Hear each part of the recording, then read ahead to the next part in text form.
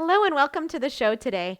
Today, I wanted to share with you a concept that I love to teach my clients about that can really help to save some energy for you and to get some energy back in your relationships. And this concept, as I was taught through my life coach school, is called the manual. So, what is a manual? Essentially, a manual is unwritten expectations that you have of other people. It's usually something that you think other people should be doing so that you can feel better. And lots of times you may have not even told them what it is that you want them to do. So I want you to be thinking, when has this happened for me before? When is there some relationship that I have that I think if this person would just do this, then it would solve everything? I don't know about you, but I have that thought all the time. And that's why it's so helpful to have this concept of a manual. And we're going to talk about it a little bit. Towards the end of this podcast, I'm going to give you 3 truths to remember about a manual so that you can start to feel better without having to wait for other people to change. Okay? So, number 1 thing to remember is that you aren't in charge of how other people behave, especially adults. It's a little different if you have kids, but for adults, they are able to make their own choices. They have the ability to think and to choose just like you. For example, I have a manual in my mind of when there was one time I went to a craft store years ago. And I walked in, I was looking for something very specific. And the lady that was there, I asked her, I was like, where is this thing? I don't remember what it was. And she was in the aisle stocking something and was just so rude to me in my mind. Wouldn't really tell me where it was, kind of yelled at me for even asking her. And I just walked away and I was so upset about it. And I ended up talking to a friend later that day. I said, you'll never believe what happened at this store. I went and I asked this lady who works at the store where a craft item was, and she bit my head off. And can you believe that somebody that works at a craft store would act like that? It was so funny. I'll never forget her response because she said, you have no idea what was going on in her life that day. And for me, I had a manual, especially in that time, probably, I think this is maybe like 6 or 7 years ago. The manual for me was if you are working at a job, then you should help other people in your job. Like when the customer comes up to you, you should put all of your personal things aside and you should be helpful and kind and courteous. Now, the problem with that is that she wasn't behaving that way. And I was causing myself suffering because her behavior does not impact how I feel. Her behavior doesn't control my feelings. And so I noticed myself, maybe not in a job, but in other places that I was around other people, I noticed that I was grouchy sometimes and I was a little short with people because of what was happening internally in my life, the stressors that I was trying to deal with. And now it gives me more of compassion and empathy for that craft store worker. I don't know. Maybe, I have friends that will make up stories about people, like good ones, when they're not behaving how typically society thinks that they should behave. They'll talk about how, like, oh, maybe their mom got sick and is in the hospital. That's why they're driving so fast. Maybe that's why they're behaving and acting so rude and so grumpy to me. That is just one of the ways that we can see that you always have a choice about how you perceive other people's behavior. Okay.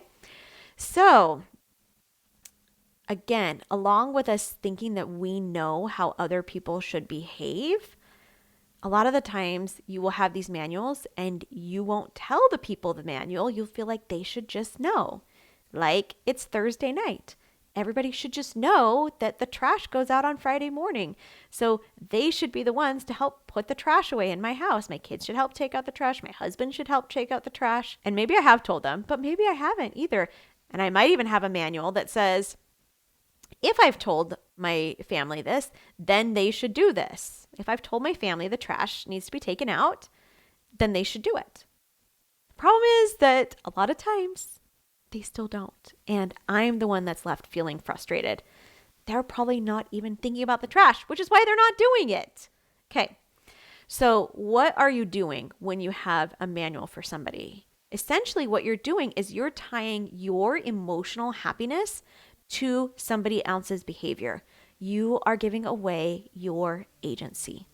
You're giving your power away to somebody else's behavior that may or may not have anything to do with you. And most of the time, doesn't have anything to do with you. And the most important part of this, especially for those of us that experience chronic fatigue, you are giving your energy away to somebody else because of how they're behaving. For example, if you go to the doctor and maybe the nursing staff is not as kind or the secretary is a little curt with you, if you have a manual in your mind about how they should behave, how they should treat their patients, how they should treat their clients, and then they don't, it's you that ends up getting frustrated. It's you that has to deal with that energetic state, not them, because you don't have the power to control how somebody behaves, but they don't have the power over you either. I love this quote by Viktor Frankl, and he says in his book, Man's Search for Meaning, let me look it up really quick so I say it the right way. He says, between stimulus and response, there is a space. In that space is our power to choose our response. In our response lies our growth and our freedom. So when somebody does something, if the nurse tells you that you should lose weight, and you have a manual that nurses should not say that, you have a space between her saying the words and you deciding what your response will be. Because that space is where you have all of your power. It's where you have all of the potential energy of how the interaction will go. You might be thinking that this is the only option that I have, is to be kind of passive aggressive and maybe give her a dirty look. But there's so many options. If somebody were to say that to you, you could agree with them, be like, yep, I sure do. You can use a little bit of humor. You can use all sorts of different ways to react and to respond. You could stand up for yourself if you wanted to. There's lots of things. Now, what I'm not talking about is when somebody is violating your boundaries and you need to have a conversation about that. That's a different topic. I'm just talking about in our minds, how we let other people have control over how we feel. Okay? So here's the 3 truths that I want you to remember today. And I've kind of touched on some of them. But the first one is that other people's behavior does not control your feelings. How do I know this? So let's say that you've got some teenage kids and you think that they should not swear. Okay? If you were to hear your teenage child swear, you might think that it's the swearing that is making you upset because you heard it and you don't think that they should swear. You've got that manual. If my kid doesn't swear, then I can feel like a good parent. I can feel good. The funny part is that your child might be swearing when they are not around you. And it doesn't impact you. Their behavior does not cause your emotion because they might be doing it when you're not around. The behavior is not linked exactly to how you're feeling. There is a space, and the space is your thought. What do you think about that? And maybe you want to have a conversation with your teen and tell them the expectation and set out some consequences. I'm totally for that. But them doing something that is out of the bounds of your manual is not what is causing your suffering. So other people's behavior does not control your feelings. The second one is that manuals are about control. It's all about control. So what you want to be asking yourself is, where am I feeling out of control personally when I'm trying to control everybody else? Because chances are there's some stress that's happening in your body that you haven't processed through. And so our brains go into fight or flight and they want to control everything and everybody's behavior so that you can feel good again. But this is not an outside job. That's an inside job. Okay? And then number 3 is that you always have the choice of how to respond. Just like I said in Viktor Frankl's quote, just barely, there is a space between what happens and how you respond. And that space is where your freedom lies. That's where you can find the power to make the change and to not have to experience all of this anger and frustration with other people in your life. Did you know that their behavior could stay the same and you could still love them? They don't need to change for them to feel your love and for you to feel love for them. They don't need to change in order for you to love them. They can stay the same and you can choose love in the moment.